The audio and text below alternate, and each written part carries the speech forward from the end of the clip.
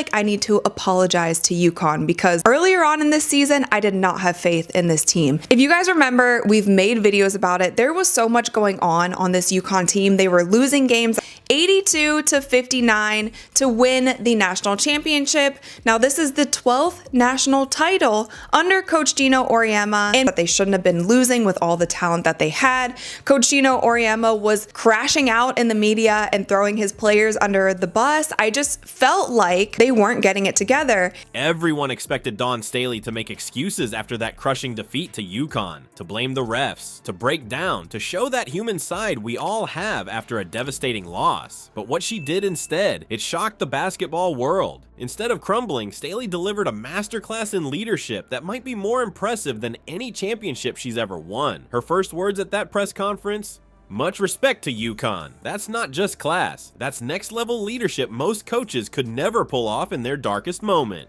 Before we move on, I'd like to ask you a small favor. If you appreciate this content, please take a second to like this video and subscribe to the channel. Over 98% of you watch the videos without subscribing. It costs you nothing, but it makes a huge difference to us. So, did you click the subscribe button? Great. Thank you so much. Now, back to the video. Like, this is the biggest big three, the most talented big three that I can remember in recent history. And these three just coming together, obviously with the role players around them.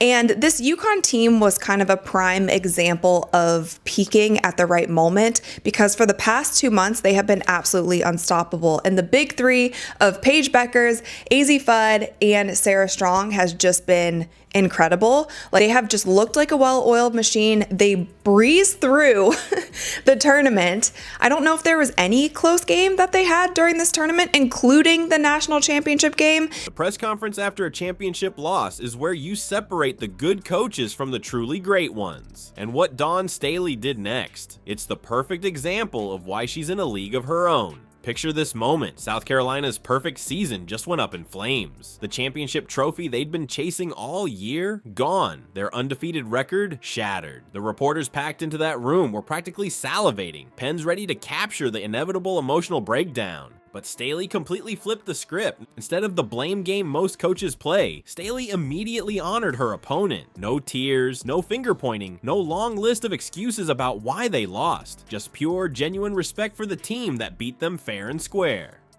In the Final Four, you want to see close games. You want to see highly competitive games. And we didn't see that. Every game was a blowout, including this one. And even here, them winning by 23 points, they were up. And I do want to touch on that a little bit, because the Final Four, to me, in terms of just good basketball, was kind of disappointing. And this is no knock to Connecticut, South Carolina, any of these teams. 30 at one point. This game was over essentially in the first half. And I noticed as well, I tweeted about it, I felt like Dawn Staley gave up a little bit early on, and whether she did or whether she didn't. That kind of humility under pressure? It's so rare in sports today that people literally didn't know how to react. You know what's even more impressive? After acknowledging UConn, Staley did something brilliant that shows exactly why her leadership is on another level. She immediately pivoted to celebrate her seniors, calling attention to their historical impact on our game and our program and our conference and our city and our state. And she looked defeated, and I didn't love that even coming from her. Obviously, I don't know what was going on, what she was saying to her players on the bench, if she pushed certain buttons here and there. The spark and the fire from her, like, we normally see her up and down the sideline, like really getting fiery with her players. Like, there was a stretch of time where she was just sitting on the bench. My apologies to UConn. I was not familiar with your game. You guys turned it around.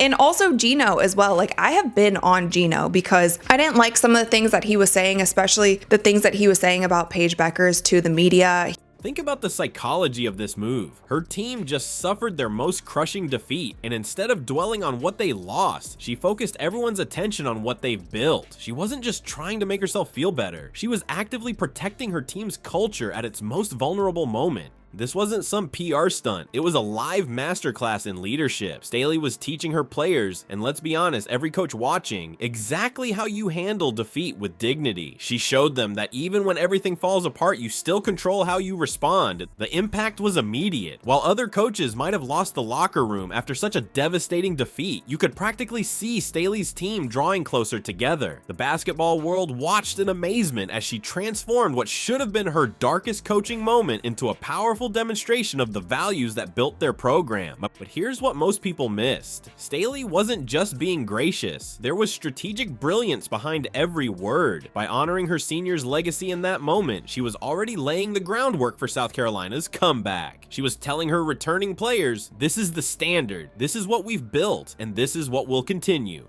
That strategic brilliance went way deeper than anyone realized. While most coaches guard their game plans like state secrets, Staley did something shocking. She completely pulled back the curtain on South Carolina's entire defensive strategy against UConn. She laid out their exact plan for everyone to hear, aggressively defend the perimeter, and force UConn into a 2-point shooting game. No hiding, no secrecy, just raw tactical transparency when her team was at its most vulnerable. And guess what? That defensive strategy actually worked perfectly. I thought we did a great job protecting the 3-point line, Staley explained, showing how they successfully limited UConn's outside attempts. The game plan was executed exactly as designed. So why did they still lose if their strategy was so effective? This is where Staley went even further than most coaches would ever dare. Instead of making excuses or deflecting blame, she pinpointed exactly where things fell apart.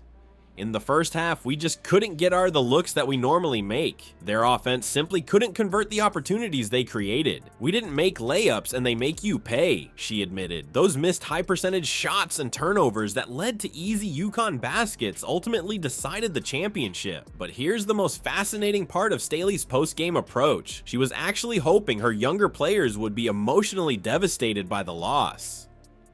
I hope they're crying, she stated plainly. Not because she's heartless, but because she understands something profound about building champions. Those tears aren't just emotion, they're the raw material for future greatness. Staley recognizes that feeling the full weight of defeat is essential for transformation. It's like emotional alchemy. Those painful moments create the hunger that pushes players beyond their limits during grueling off-season workouts. The pain of losing becomes the fuel that powers championship runs. It's not about wallowing in defeat, but using that experience as motivation to ensure it never happens again. Even in this crushing moment, Staley's mind was already racing toward the future. She issued a direct challenge to her returning players to match the intensity of those departing seniors. If they aren't bringing it like they brought it on a daily basis, we're probably not going to end up here anymore. She even mentioned exploring the transfer portal for experienced talent, already rebuilding her roster for another championship push. Here's the real champion mentality right here, using defeat not as an ending, but as a beginning. When Staley looked at that loss, she didn't see failure. She saw the foundation for something bigger. That's leadership on another level. What makes Staley special isn't just her coaching record or championship rings, it's how she transforms players through adversity. She doesn't shield them from pain, she shows them how to use it. The greatest lesson from this whole situation: champions aren't defined by perfect seasons, but by how they rise after falling. Staley proved that setbacks aren't just moments of defeat, but opportunities to forge future greatness. That's the Staley philosophy.